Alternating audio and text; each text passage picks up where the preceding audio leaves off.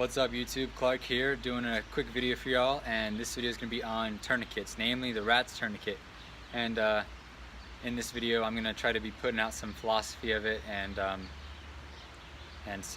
what I think is the fastest carry method for the best tourniquet on the market. So if you want to skip to the end of the video, that's going to be where that is, but don't, because the philosophy regarding this tourniquet is really important. Running tourniquets in general. So also, this is my second-ish take of this video. The first one I had all edited out and ready to post, but got deleted somehow, so I have to redo this and reshoot this. Let's try to make this quick. I'm going to do really quick, show you how I carry my tourniquet.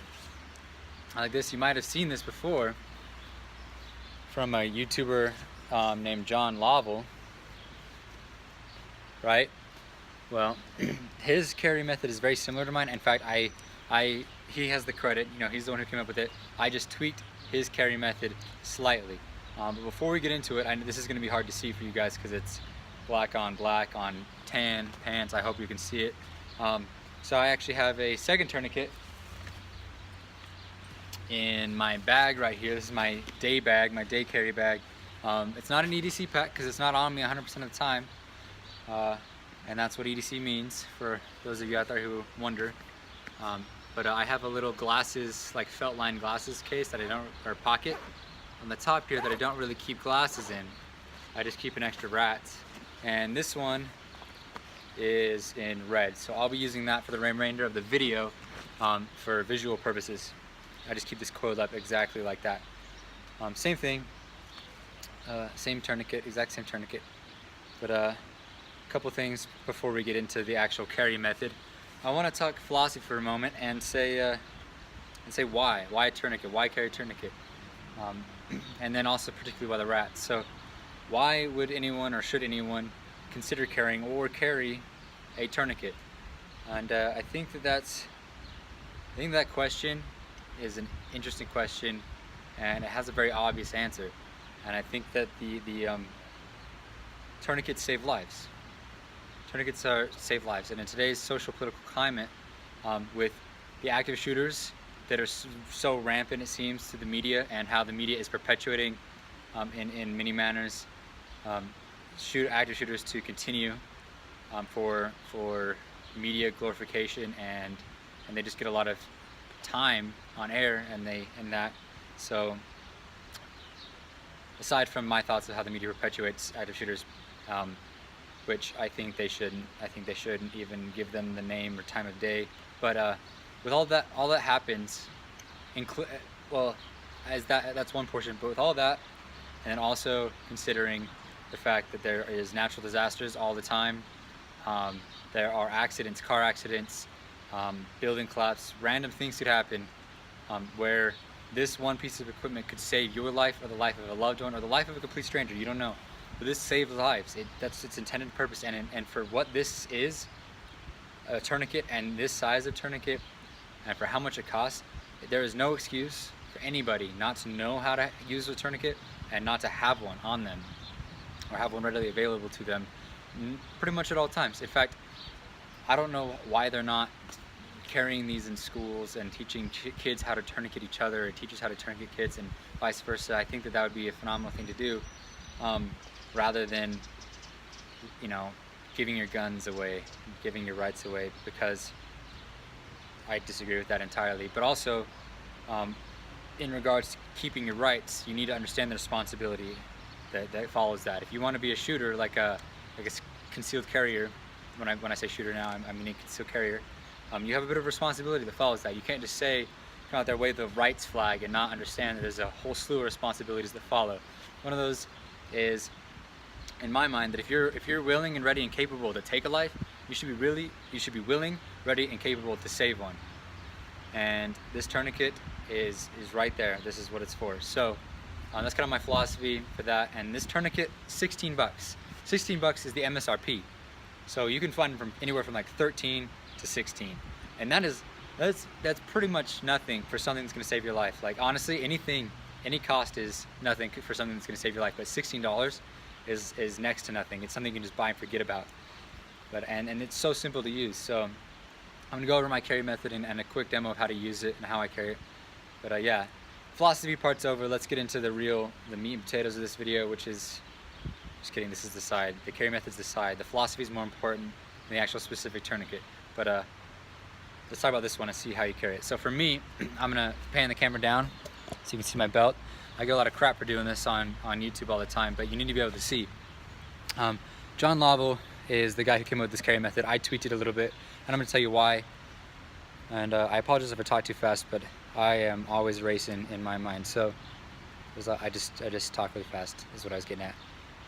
They come as like this. They come like this, except for one thing. I mod my tourniquets by putting on a little bit of electrical tape on the back side. They come with this little thing that says 3-finger loop, and that is to keep a loop so you can push the rest of the tourniquet through and cinch it down, like so. So you'd push it through like this.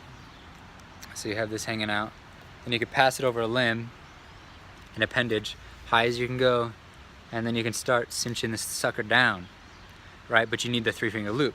Well, what they don't put on these tourniquets is a stop on the back side, which is I've created with some electrician's tape, electrical tape on the back. I just pulled this as tight as I can to the white tag and taped around it. And there's a little bit of gap there. That's because I've been training and practicing with it. There's nothing wrong with that. This just is a little bit of a stopper. It keeps a 3-finger loop. So John Lovell, his design, his carry method is to pass it through the bell loop and loop it around as it is. I like to pre-pass it through, pre-loop it, so that way it sits just like this, where if you wanted to use it, you could just put your finger in here and pull, and it's pre-looped, and then you slide it over an appendage, right? Pretty simple, pretty easy. I'll let you take a look at this, so if you're doing this at home, you can kind of see how it's set up, right? Okay, so that's how I do it. I tape it and then I pass it through as my prep for this carry method. And then I take it on the side that you pull through, push it flush. So on the side that you pull through, I push it flush, and then I take it and I tuck it into this belt loop. This back far one right here. But what I do is I only tuck the 3-finger loop into the belt loop, like so, and I leave the tail that is passed through on the outside of the belt loop, and I wrap that around my belt. Also, if you're wondering what I'm carrying a Glock 19 stock, except for sights, and a tier 1 concealed holster, the one with the leather, like the Agus or Agis or whatever. So that if you're wondering that. And then I take this, and again, I'll show you what John Lovell does, which is he would pass it underneath like this on the top. I don't do that, or he might go over the top, but I actually go on the bottom, but I don't pass it through like this. I do not go up and under. I go over and under, meaning I go over the first rung of the cleat here. Really hope you can see this.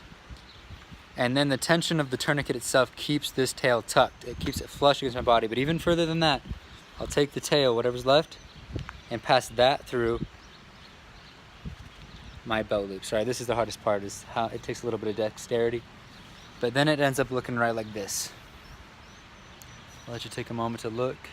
This is the tail passed underneath, along with the 3 fingers passed underneath, and then the actual long piece is over the belt loop.